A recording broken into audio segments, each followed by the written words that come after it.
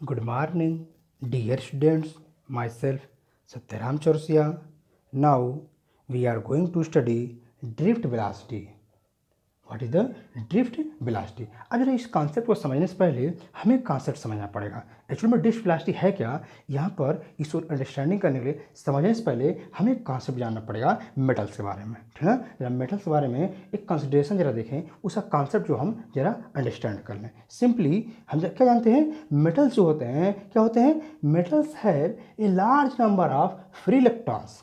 Nearly जो free electron exist करता है मेटल में वो कितना होता है, nearly 10 to the power 28 10 to the power 28 free electrons कहाँ पर, कितने में, पर क्यूबिक मीटर में।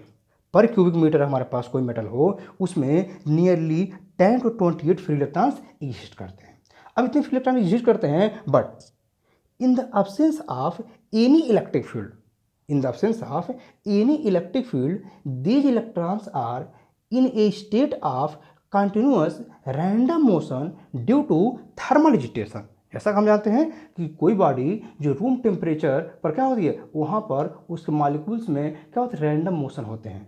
जो मॉलिक्यूल्स होते हैं, एटम्स होते हैं, जैसा हम जानते हैं कि एब्सोल्यूट टेम्परेचर 0 केल्विन जो है, तो एब्सोल्यूट टेम्परेचर पर क्या होता है, केल्विन 0 केल्विन पर जो भी मटेरियल हमारे पास हैं, जो भी मैटर्स हैं, जो भी मेटल्स हैं, सभी के मॉलिक्यूल क्या कर जाते हैं, फ्रीज कर जाते हैं। मीन्स 0 केल्विन पर कोई मॉलिकुलर मोशन वाइब्रेशन नहीं होती है, या एटॉमिक वाइब्रेशन या मोशन नहीं होती है। बट जो हम यहाँ पर मेटल की बात कर रहे हैं, यहाँ पर रूम टेम्परेचर पे है। जब रूम टेम्परेचर पे होगा तो क्या होगा, रूम टेम्परेचर पे टेम्परेचर जो है 0 केल्विन से काफ़ी ज़्यादा है। रूम टेम्परेचर पे हम क्या नियरली हम क्या करते हैं, हम अप्रॉक्सीमेटली 300 केल्विन तक कंसिडर कर लेते हैं कि रूम टेम्परेचर है। तो इस टेम्परेचर पे क्या होता है, मॉलिक्यूल की काइनेटिक एनर्जी इंक्रीज करती है, काइनेटिक एनर्जी इंक्रीज करती है। और जब काइनेटिक एनर्जी हम लोग काइनेटिक थ्योरी ऑफ गैसेस में पढ़े हैं प्रीवियस में, वहाँ पर क्या होती है, तो काइनेटिक एनर्जी जो हमारे पास इंक्रीज करेगी तो फिर क्या होगा, जैसे हम देख रहे हैं हमारे पास यहाँ पर इक्वल टू हमारे पास मिल सकता है ½ mv²। तो क्या दिख रहा है कि यहाँ पर अब एनर्जी इंक्रीज करेगी तो वेलोसिटी इंक्रीज करेगी, ठीक। तो क्या होगा, वेलोसिटी इंक्रीज कर जाता है जैसे जैसे टेम्परेचर इंक्रीज करता है। तो room temperature due to thermal agitation, यानी थर्मल एनर्जी, जो हमारे पास थर्मल एनर्जी है, यानी हमारे पास अप्रॉक्सीमेटली कितना है, 300 केल्विन तक का टेम्परेचर है, ठीक। तो इस एनर्जी का क्या होती है, वहाँ पर जो मॉलिक्यूल का वाइब्रेशन होता है काफ़ी लार्ज हो जाता है, जो वाइब्रेशंस होते हैं काफ़ी इंक्रीज कर जाते हैं। अब क्या होते हैं, जैसे जैसे टेम्परेचर इंक्रीज करेगा वाइब्रेशन भी इंक्रीज कर जाएगा। फिर यहाँ पर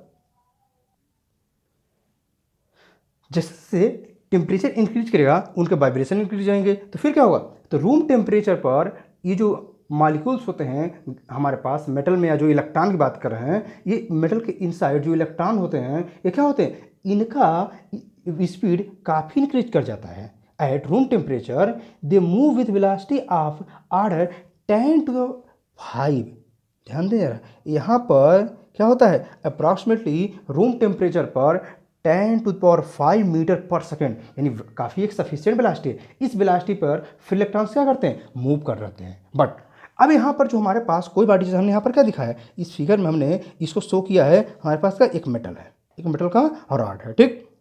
तो मेटल रॉड है, इसमें जो हमारे पास फ्री इलेक्ट्रॉन्स होंगे तो क्या होंगे, वो एट रैंडम डायरेक्शन, यानी किसी का डायरेक्शन इधर होगा तो किसी का इधर होगा, यानी जो मोशन कर रहा है, कोई इधर मूव कर रहा है तो कोई इधर मूव कर रहा है, कोई इधर मूव कर रहा है, कोई इधर, यानी एट रैंडम वो डिस्ट्रीब्यूटेड होंगे। उनका जो डायरेक्शन होगा वह डिफाइंड नहीं होगा, वो एट रैंडम मूव कर रहे होंगे। तो अब due to at random motion सभी पॉसिबल डायरेक्शन वो एट रैंडमली मूव करते हैं।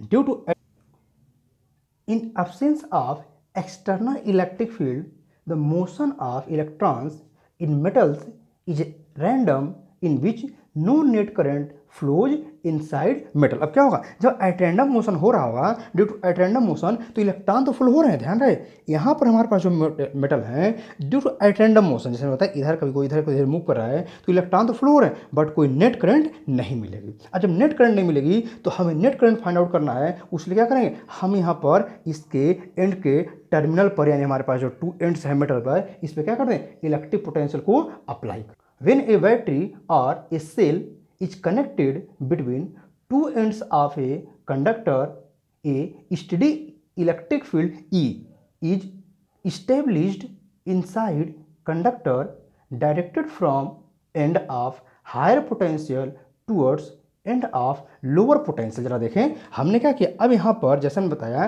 क्या इलेक्ट्रिक फील्ड अप्लाई किया गया, तो इलेक्ट्रिक फील्ड कहाँ पर हमने बैटरी कनेक्ट किया, तो यहाँ पर क्या होगा, जो फ्लो होगा किसका, करंट का, वो हायर पोटेंशियल टू लोअर। तो यहाँ पर जो बिग लाइन दिख रही है, ये बिग लाइन क्या रिप्रेजेंट कर रही है, हायर पोटेंशियल को, और यहाँ पर ये जो लाइन दिख रही है स्मॉल लाइन किसको रिप्रेजेंट कर रही है, ये लोअर पोटेंशियल को। तो जो करंट फ्लो होगा वो हायर पोटेंशियल टू लोअर, यानी उसका डायरेक्शन, जो डायरेक्शन ऑफ करंट का फ्लो का होगा, इन direction of flow of current जो होगा वो क्या हो जाएगा, ये हो जाएगा। ठीक, अब यहाँ पर देखें जैसे कनेक्ट होगा तो यहाँ पर क्या था, इस कंडक्टर के इनसाइड इलेक्ट्रॉन जो थे एट रैंडम मूव कर रहे थे due to thermal agitation, due to thermal energy at random move कर रहे थे। बट जैसे हमने इसे कनेक्ट किया, अब यहाँ पर क्या होगा, इसके एंड पर एक इलेक्ट्रिक फील्ड इस्टेब्लिश्ड हो जाएगी। तो हमने कंसिडर कर लिया जो इलेक्ट्रिक फील्ड इस्टेब्लिश्ड हुई है वो क्या है, ई है। मूव कौन कर रहा है, इलेक्ट्रॉन मूव कर रहा है, यहाँ पर ही इलेक्ट्रॉन को डिनोट किया गया। ठीक, अब यहाँ पर जैसे ही इलेक्ट्रिक फील्ड इस्टेब्लिश होगी, अब इलेक्ट्रॉन जब मूव करेगा तो यहाँ पर क्या होगा, एक फोर्स फील किया जाएगा।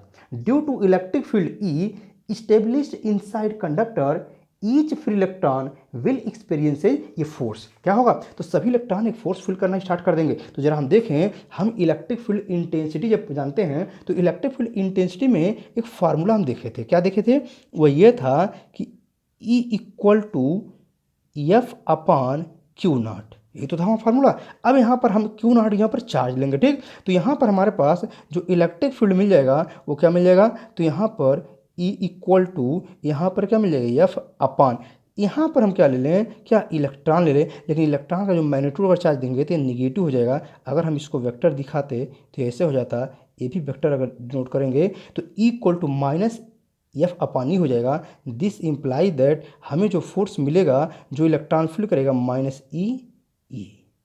ठीक, तो दिस इज द फोर्स, यानी जो हमारे पास इलेक्ट्रॉन यहाँ होंगे वो क्या करेंगे, यह फोर्स फील करेंगे। ठीक, तो हमारे पास यह क्या होगा, फोर्स फील करेगा, कैसे, directed opposite to the direction of electric field. जैसा हम फिगर में डिनोट कर रखे हैं, क्या ये इलेक्ट्रिक फील्ड डायरेक्शन ये है, लेकिन इलेक्ट्रॉन क्या करेंगे, अपोजिट डायरेक्शन में, क्या करेंगे, अपोजिट डायरेक्शन में इलेक्ट्रिक फील्ड के। जैसा हम देखें, हम एक चीज़ और यहाँ पर कॉन्सेप्ट जानते हैं, जैसा जानते हैं करंट केस में क्या, कि जो करंट का डायरेक्शन होती है वो इलेक्ट्रॉन के मोशन के अपोजिट होती है। तो ये भी क्लियर हो जा रहा है, देखा जा रहा है इलेक्ट्रिक करंट का डायरेक्शन क्या है, ये है, और इलेक्ट्रॉन का फ्लो इधर हो रहा है। यानी ये भी हम जानते हैं कि जो करंट होती है वो क्या होती है, इलेक्ट्रॉन के फ्लो के अपोजिट डायरेक्शन में होती है। ठीक, अब यहाँ से क्या क्लियर हुआ कि हमारे पास जो फोर्स लग रहा है वह इतना मिल जाएगा। अब जो फोर्स है वह इतना फोर्स मिल जाएगा। Due to this force each free electron is accelerated opposite to the,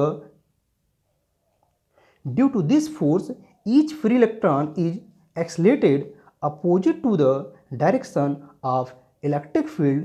अब यहाँ पर क्या होगा, इससे वो इलेक्ट्रिक फील्ड में एक्सलेट होंगे, तो हमें एक फार्मूला यहाँ पर और मिल जाएगा, क्या वो हमें पता है, F equal to M A का। ठीक, तो यहाँ से हम क्या कर लें, एक्सलेशन निकाल लें, यहाँ से हम एक्सलेशन फाइंड आउट कर सकते हैं। तो ये हमें मिल जाएगा, क्या यहाँ से अगर हम फाइंड आउट करना चाहेंगे तो this imply that acceleration A equal to, vector note कर देते हैं, तो A equal to vector F upon A M मिल जाएगा।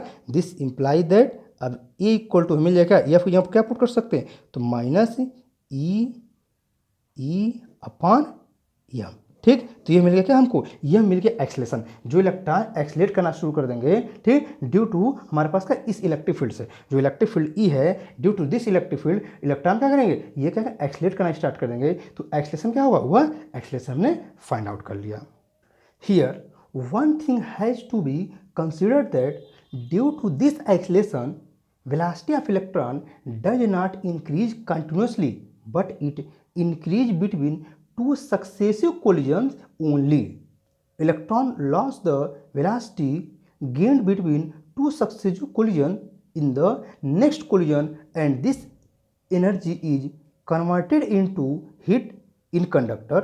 Therefore, electrons can attain a small value of velocity opposite to the direction of field therefore we can say that, यानी क्या होगा, अब यहाँ पर इस एक्सेलेरेशन से वेरी स्मॉल वेलोसिटी प्रोड्यूस हो। क्यों? क्योंकि जैसा कि हम लोग जानते हैं, अब यहाँ पर एक कॉन्सेप्ट फिर आता है मीन फ्री पाथ का, क्योंकि हमारे पास जो मॉलिक्यूलर वाइब्रेशन या एटॉमिक वाइब्रेशन होते हैं तो क्या होते हैं, वो मॉलिक्यूल कुछ ऐसे यानी एट रैंडम ऐसे मूव करते रहेंगे। ठीक, ये एट रैंडम ऐसे ऐसे मूव करते रहेंगे तो फिर क्या होगा, अब जरा देखिए यहाँ पर जो हमारे पास मोशन होगा वो कैसा होगा, एट रैंडम मोशन होगा। अब जब यहाँ पर एक्सलीड करेगा बॉडी, यानी इलेक्ट्रिक फील्ड अप्लाई करने से पहले एट रैंडम मोशन हो रहा था, लेकिन इलेक्ट्रिक फील्ड अप्लाई करने के बाद से जो इलेक्ट्रॉन मूव करना स्टार्ट कर देंगे तो क्या करेंगे, जो मूव करेगा एक इलेक्ट्रॉन दूसरे इलेक्ट्रॉन से कोलाइड भी क्या होगा हमारे पास, यानी हमारे पास जो मेटल के सरफेस होंगे उससे लैटिस से यानी पॉजिटिव चार्ज से उससे भी कोलाइड करेगा, इन अदर इलेक्ट्रॉन्स भी कोलाइड करेगा। इससे क्या होगा, इनकी एनर्जी लॉस होना बहुत, इनका जो वेलोसिटी होगा ड्यू टू दिस एक्सेलेरेशन वो बहुत रैपिडली इंक्रीज नहीं करेगा, वेरी स्लोली इंक्रीज करेगा, वो ड्रिफ्ट करेगा, यानी कहाँ पर जो करंट का डायरेक्शन है उसके अपोजिट डायरेक्शन में। अब यहाँ पर जो वेरी स्मॉल है यहाँ पर वेलोसिटी रीजन क्या होता है कि वहाँ पर क्या हो रही है, वहाँ पर उसकी एनर्जी बहुत लॉस हो जा रही है, और जब मूव करेगा किसी दूसरे इलेक्ट्रॉन से या दूसरे लैटिस यानी जो हमारे पास पॉजिटिव चार्ज है वो ऐसे क्या करेगा, कोलाइड करेगा, और जब कोलाइड करेगा तो वो अपने मैक्सिमम एनर्जी को लॉस कर देगा। अब मैक्सिमम एनर्जी को लॉस कर देगा तो फिर क्या, उसकी एनर्जी बहुत डिक्रीज कर जाएगी। अब बहुत ज़्यादा डिक्रीज कर जाएगी तो एक्सलेट नहीं कर पाएगा। अब ये एक्सलेट नहीं कर पाएगा, लेकिन क्या करे, स्मॉल वैल्यू अटेंड कर लेगा, कहाँ पर, opposite direction of the electric field, जो इलेक्ट्रिक फील्ड होगा इसके अपोजिट डायरेक्शन में स्मॉल वैल्यू क्या करेगा, इलेक्ट्रॉन अटेंड कर लेगा। वही हमारे पास जो वेलोसिटी आती है उन सभी, अभी हम तो एक एक इलेक्ट्रॉन की बात कर रहे हैं, सभी इलेक्ट्रॉन की जब वेलोसिटी लेंगे और उनका एवरेज फाइंड आउट कर लेंगे, उनका एवरेज फाइंड आउट कर लेंगे तो वह जो मिलेगा हमको उन सभी वेलोसिटी का एवरेज, सभी वेलोसिटी का एवरेज वही हमारे पास कहलाएगा ड्रिफ्ट वेलोसिटी, जिसे हम VD से डिनोट करते हैं। अब इसका डिफिनीशन जो हमारे पास बन रहा है जरा उसको देंगे, क्या कर रहा है, when electric field is developed inside the metallic conductor, a motion opposite to the direction of electric field is superimposed on random motion of electrons. As a result, electrons starts moving with small constant average velocity in direction opposite to electric field. जैसे हम बता रहे हैं क्या, electric field के हमारे पास या जो इलेक्ट्रिक फील्ड है इसके अपोजिट डायरेक्शन में। ठीक, this velocity of electron is known as drift velocity, और इसको हम VD से डिनोट करते हैं। तो यही हमारे पास वेलोसिटी, यानी हमारे पास यहाँ पर ड्यू टू मोशन जो होंगे वहाँ पर इलेक्ट्रॉन क्या करेगा, इलेक्ट्रिक फील्ड के अपोजिट डायरेक्शन में जो वेरी स्मॉल वेलोसिटी से क्या करेगा, मूव करेगा, वही तो क्या कहलाएगा, वही ड्रिफ्ट वेलोसिटी कहा जाएगा। Thus, drift velocity is the average velocity with which free electrons move towards the positive end of the conductor under the influence of external electric field. ठीक, अब क्या किया जाए, इसका एक्सप्रेशन फाइंड आउट कर लिए, इनका एक्सप्रेशन फाइंड आउट कर लिया है कि इलेक्ट्रिक फील्ड का एक्सप्रेशन क्या होगा। ठीक, तो इसलिए कंसीडर कर, अब यहाँ पर हम कंसीडर कर रहे हैं कि हमारे पास n इलेक्ट्रॉन है, नंबर ऑफ n इलेक्ट्रॉन्स हैं, बट इसके लिए क्या कंसिडरेशन हम लेते हैं कि जो हमारे पास इलेक्ट्रॉन, ये हमारे पास जो पावर सप्लाई कनेक्ट की गई है, पावर सप्लाई जब नहीं कनेक्ट की गई थी, यहाँ पर बैटरी को हमने कनेक्ट नहीं किया था, तो हमारे पास n इलेक्ट्रॉन थे, तो उनका जो हमारे पास बैटरी कनेक्ट करने से पहले तो वहाँ पर n इलेक्ट्रॉन का ड्यू टू थर्मल एजिटेशन जो वेलोसिटीज थे, ड्यू टू थर्मल वेलोसिटी, वो वेलोसिटी क्या थे, हम उसे कंसिडर कर लेते हैं क्या, U1 U2 U3 कहाँ तक, UN तक। ठीक, हमने कंसिडर कर लिया। ठीक, ये हमारे पास क्या है, बिफोर इलेक्ट्रिक फील्ड जो अप्लाई करने से पहले, हम जब इलेक्ट्रिक फील्ड अप्लाई करने से पहले ये हमारे पास वेलोसिटी थी, यानी ये due to thermal agitation, due to thermal energy, ये हमारे पास क्या मिली थी, यह वेलोसिटी मिली थी। अब यहाँ पर कॉन्सेप्ट क्या कहा गया है कि हमारे पास जो एवरेज मिलेगा, क्योंकि ये जो होंगे एट रैंडम मूव कर रहे हैं, जब भी बताया क्या, एट रैंडम मूव करेंगे, due to at random motion इनका जो नेट वेलोसिटी मिलता है हमको वो 0 मिल जाता है, यानी on the average the number of electrons travelling in any direction will be equal to the number of electrons travelling in the opposite direction. तो देयरफॉर क्या मिल जाएगा, यहाँ पर हमारे पास है इलेक्ट्रॉन का जो इनका रिजल्टेंट वेलोसिटी मिल जाएगा, इनका रिजल्टेंट मिल जाएगा, वो क्या मिल जाएगा, वो इक्वल टू 0, यानी U1 plus U2 plus u3 plus un upon N equal to zero, यानी इन सभी का जो रिजल्टेंट मिलेगा वह जीरो में, क्योंकि वेलोसिटी का वेक्टर क्वांटिटी है और जब कोई इधर जाएगा कोई इधर जाएगा तो इधर जाएगा तो एक दूसरे के इफेक्ट को कैंसिल आउट कर देंगे। तो इसलिए हमारे पास क्या है, यहाँ जो रिजल्टेंट मिलता है यानी ड्यू टू थर्मल एजिटेशन वो वेलोसिटी वैल्यू जीरो हो जाती है। When we connect the ends of a metallic wire to a battery a potential difference भी between the ends of wire is connected. जैसा कि जरा देखें, अब यहाँ पर क्या हो जाएगा, कनेक्ट करेंगे जब पोटेंशियल भी जैसे आएगा। अब ड्यू टू इस पोटेंशियल, यहाँ पर जो हमारे पास जो यहाँ पर पोटेंशियल मिलेगा, पोटेंशियल डिफरेंस क्या होगा, तो बॉडी यहाँ पर जो इलेक्ट्रॉन होंगे वो क्या करेंगे, एक्सीलरेट करेंगे। जैसा कि हम लोगों ने यहाँ पर यह फार्मूला डिराइव कर लिया, ये फार्मूला फाइंड आउट कर लिया कि यहाँ पर जो इलेक्ट्रिक फील्ड कनेक्ट करने पर इलेक्ट्रॉन जब एक्सीलरेट करेंगे तो एक्सीलरेशन कितना मिलेगा, वह इतना मिल जाएगा। ठीक, तो हमने एक्सीलरेशन फाइंड आउट कर लिया। तो फिर क्या होगा, अब due to this acceleration electron हमने क्या कहा कि कुछ ड्रिफ्ट करेंगे। जब ड्रिफ्ट करेंगे तो कुछ उनकी वेलोसिटी होगी। ठीक, तो जो वेलोसिटी होंगी उन्हें हमें फाइंड आउट करना है, ठीक ना, वह वेलोसिटी हमें फाइंड आउट करना है। Now due to this acceleration the electrons acquire a velocity component in addition to velocity due to thermal agitation in a direction opposite to electric field. तो हमारे पास इलेक्ट्रिक फील्ड जो opposite direction मिलेगा तो वहाँ पर एक वेलोसिटी मिलेगी। ठीक, तो हम कंसीडर कर लेते हैं, suppose at any instant velocity of an electron is v1। हम क्या कंसीडर कर लेते हैं, हमारे पास किसी पर्टिकुलर टाइम इंटरवल पर किसी एट एनी इंस्टेंट पर वेलोसिटी का v1 हो जाता है। ठीक, तो v1 वैल्यू हम फाइंड आउट कैसे करेंगे, तो जरा हम इक्वेशन ऑफ मोशन जरा देखें। इक्वेशन ऑफ मोशन क्या है, v equal to u plus A T, ठीक ना। यहाँ पर इनिशियल वेलोसिटी है, एक्सेलरेशन है, टाइम है। तो यहाँ पर हमारे पास उसी पर वेलोसिटी v, यहाँ पर हम v1 रख लिए फॉर वन इलेक्ट्रॉन। तो यहाँ पर क्या हो जाएगा, अब u की जगह पर हम लेंगे u1, क्योंकि हमारे पास जो यहाँ पर u1 मिला था ये था इसी इलेक्ट्रॉन का तो इनिशियल वेलोसिटी थी ड्यू टू थर्मल एजिटेशन। ये जो मिला है ये बॉडी वेलोसिटी जो है इलेक्ट्रॉन की इलेक्ट्रिक फील्ड अप्लाई करने पर, बट ये जो है u1 ये कहाँ थी, before applying electric field, plus यहाँ पर क्या हो जाएगा, एक्सेलरेशन जो हमारे पास ये यहाँ पर हमने फाइंड आउट किया था। ठीक, यहाँ पर आ जाएगा टाउ1। अब क्या आ जाएगा, यहाँ तो नया टर्म आ गया टाउ1। अब यहाँ एक्सेलरेशन वेक्टर है, इसको भी वेक्टर हम डिनोट कर दें। ठीक, तो ये हमारे पास वेक्टर है। अब ये टाउ1 है क्या, तो टाउ1 जब हम समझने से पहले यह है रिलैक्सेशन टाइम। तो रिलैक्सेशन टाइम क्या होता है, अगर देखें हम कंसीडर कर रहे हैं क्या कि जो इलेक्ट्रॉन थे वो क्या कर रहे हैं, ऐसे एट रैंडम मोशन कर रहे थे।